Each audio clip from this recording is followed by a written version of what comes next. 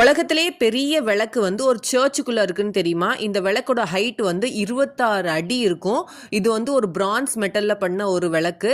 இதுல 1001 திரிகள் வச்சு விளக்கு ஏத்துவாங்களாம் இந்த விளக்குல.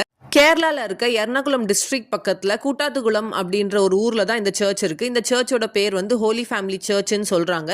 ஆனா இங்க வந்து நிறைய பேர் வந்து செயின்ட் ஜூட் ஷ்ரைனுன்னு இதை வந்து அழைக்கிறாங்க.